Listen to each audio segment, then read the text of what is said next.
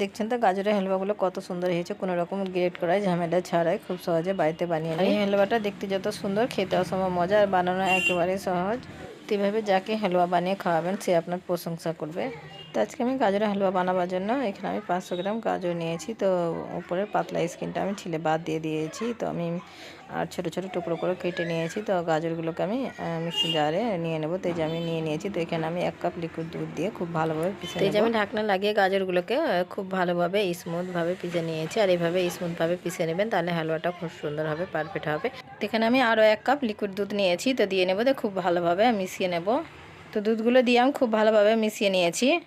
তো এখানে আমি একটা বড় বোল নিয়েছি আর একটা ছাকনা নিয়েছি। তো পিষে রাখা গাজরগুলো আমি ছেঁকে নেব। তো পিষে রাখা গাজরগুলো খুব ভালোভাবে ছেঁকে নেবেন। যদি গোটা গোটা থেকে যায় তো হালুয়াটা একটুও ভালো হবে না। তো এই যে আমি গাজরগুলোকে খুব ভালোভাবে ছেঁকে নিয়েছি আর এই যে এই গোটাগুলো আমি বাদ দিয়ে দেবো। তো গাজরের হালুয়া সেট করার জন্য এখানে আমি একটা এয়ারটাইট কৌটো নিয়েছি। তো এখানে আমি কিছুটা ঘি নিয়েছি। তো ঘিগুলো পুরো কৌটোতে আমি ভালোভাবে ছড়িয়ে নেব। আর ঘিটা ছড়িয়ে নেবেন, তাহলে এইটা হালুয়াটা খুব সহজে ছুটে যাবে। তো এখানে আমি একটা ছোট বোল নিয়েছি। তো 3 চামচ আমি লিকুইড দুধ দিয়ে নেব। আর দুধগুলো ঠান্ডা দুধটা নেবেন। তো এখানে আমি 1 চামচ কর্নফ্লাওয়ার দিয়ে নেব। কর্নফ্লাওয়ারগুলোকে খুব ভালোভাবে আমি ঘুলে নেব। আর কর্নফ্লাওয়ারগুলো আমি খুব ভালোভাবে ঘুলে নিয়েছি। তো সাইডে রেখে দেবো।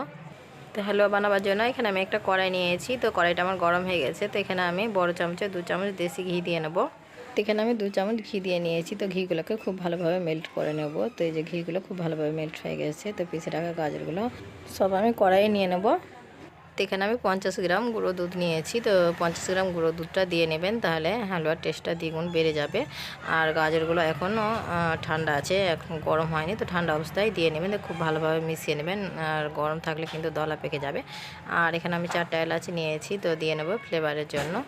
আর এই হালুয়াগুলো অনবরত নাড়াচাড়া করে বানিয়ে নেবেন, নইলে তলে লেগে যেতে পারে। আর তলে লেগে গেলে কিন্তু হালুয়াটা একটু খেতে ভালো লাগবে না। তো অনবরত নাড়াচাড়া করে প্রায় আমি হালুয়াগুলো 5 মিনিট জাল করে নিয়েছি।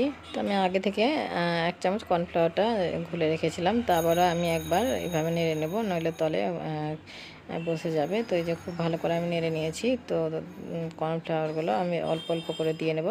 আর কর্নফ্লাওয়ারগুলো দেওয়ার সময় অনবরত নাড়াচাড়া করবেন, নইলে তলে বসে যাবে। তো অল্প অল্প করে আমি কর্নফ্লাওয়ারগুলো দিয়ে নিয়েছি। কর্নফ্লাওয়ারগুলো দেওয়ার পরে আমি প্রায় 5 মিনিট জাল করে নিয়েছি। আর হালুয়াটা কিন্তু অনবরত নাড়াচাড়া করে হালুয়াটা বানাতে হবে, থামা যাবে না, কেন তলে বসে যাবে। এখানে আমি 300 গ্রাম চিনি নিয়েছি। তো দিয়ে নেব।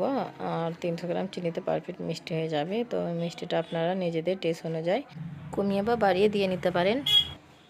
চিনিগুলো দেওয়ার পরে অনেকটা পাতলা হয়ে গেছে। তো আবার আমি খুব ভালোভাবে জাল করে আমি হালুয়াগুলো ঘন করে নেব। আর যে কোনো মিষ্টি খাবারে 1 চিমটে লবণ দিলে তো মিষ্টি খাবারের টেস্টটা দ্বিগুণ বেড়ে যায়। আর আপনারা যদি না খান তো স্কিপ করতে পারেন। তো লবণগুলো দেওয়ার পরে আমি খুব ভালোভাবে নেড়ে নেব। তো লবণগুলো আমি খুব ভালোভাবে নেড়ে নিয়েছি। তো আমি গোটা এলাচগুলো তুলে বাদ দিয়ে দেবো, আমার ফ্লেভারটা শুধু প্রয়োজন ছিল। এখানে আমি কিছুটা কাজু আর কিশমিশ নিয়েছি। তো ছোটো ছোটো টুকরো করে কেটে নিয়েছি। তো দিয়ে নেব। তো খুব ভালোভাবে আমি নেড়ে নেব। তো এখানে আমি বড় চামচের আরও 1 চামচ দেশি ঘি দিয়ে নেব। আর ঘিটাই বেশি দেওয়ার চেষ্টা করবেন, তাহলে হালুয়াটা খুব সুন্দর হবে। দেওয়ার পরে আরও আমি 10 মিনিট জাল করে নিয়েছি। আর এই যে বুঝতে পারছেন হালুয়াগুলো একেবারে ঘন হয়ে যাচ্ছে। এই যে আমি দাগের মতো করছি, তো একেবারে দাগ হয়ে যাচ্ছে। আর হালুয়াগুলো এক জায়গাতে জড়ো হয়ে যাচ্ছে, একটুকু নিচে ছড়িয়ে যায় না। তো এইভাবে হালুয়াটা বানাবেন, তাহলে আপনাদের হালুয়াটা পারফেক্ট হবে। তো আমার হালুয়াটা হয়ে গেছে। তো এটাই কৌটোতে আমি ঘি ব্রাশ করে রেখেছিলাম। তো হালুয়াগুলো আমি কৌটোর মধ্যে নিয়ে নেবো। এই যে আমি হালুয়াগুলো কৌটোর মধ্যে নিয়ে নিয়েছি। তো হালকা আমি খুন্তির সাহায্যে চিকন করে নেবো। তো এই যে আমি হালুয়াগুলো চিকন করে নিয়েছি। তো আমি এইভাবে ঢাকনা ছাড়াই পুরোপুরিভাবে ঠান্ডা করে নেব।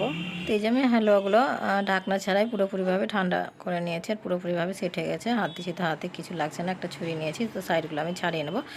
সাইডগুলো ছাড়িয়ে নেবেন, তাহলে হালুয়াটা খুব সহজে ছুটে যাবে। তো এই যে আমি হালুয়াগুলো সাইডগুলো ছাড়িয়ে নিয়েছি। তো একটা প্লেট নিয়েছি, তো আমি উল্টে নেব। আর এই হালুয়াটা খুব সহজে ছুটে যায়। তো এই যে দেখলেন তো হালুয়াটা কত সহজে ছুটে গেল। তো এখানে আমি কিছুটা কাজু বাদাম আর কিছুটা কাঠবাদাম নিয়েছি। তো হালকা উপর দিয়ে আমি সাজিয়ে নেব। তো এই যে আমি হালকা সাজিয়ে নিয়েছি। তো একটা ছুরি নিয়েছি, তো আমি এভাবে কেটে নেব আর কাটছি। তো দেখছেন তো হালুয়াটা কত সুন্দর হয়েছে। তো এই যে আমি এই সাইডটাও কেটে নেব। তো একই রকম একটা হালুয়াগুলো কেটে নিয়েছি। তো আমি প্লেটটা ঘুরিয়ে নেব। তো এই সাইডটাও একই রকম করে কেটে নেব। তো এই সাইডটা আমি একই রকম করে কেটে নিয়েছি। তো হালুয়াগুলো আমি একটা একটা করে প্লেটে তুলে নেব। আর দেখছেন তো হালুয়াটা কত সুন্দর হয়েছে আর কত পারফেক্ট হয়েছে আর কত সফট হয়েছে, মুখে দিতে মিলিয়ে যাবে। আর দেখছেন তো প্রত্যেকটা হালুয়ার পিসগুলো একেবারে পারফেক্ট হয়েছে। তো হালুয়ার পিসগুলো আমি একটা একটা করে প্লেটে তুলে নিয়েছি। আর দেখছেন তো হালুয়াগুলো কত সুন্দর হয়েছে আর কত পারফেক্ট হয়েছে, কোনো রকম গ্রেট করা ঝামেলা ছাড়াই কত সহজে হালুয়া বানানো গেল। আর এভাবে যাকে হালুয়া বানিয়ে খাওয়াবেন সে আপনার প্রশংসা করবে, আপনার কাছে রেসিপি চাইবে। ছোট থেকে বড় তো সবাই খুব মজা করে খাবে আর এটা মুখে দিতে মিলিয়ে যাবে। তো আমার এই গাজরের হালুয়া রেসিপিটা যদি ভালো লাগে তবে লাইক কমেন্ট শেয়ার করবেন আর আমার চ্যানেলটাকে সাবস্ক্রাইব করবেন, কেননা যখনই নতুন কোনো ভিডিও আপলোড দিব সবার প্রথমে আপনার কাছে পৌঁছে যাবে।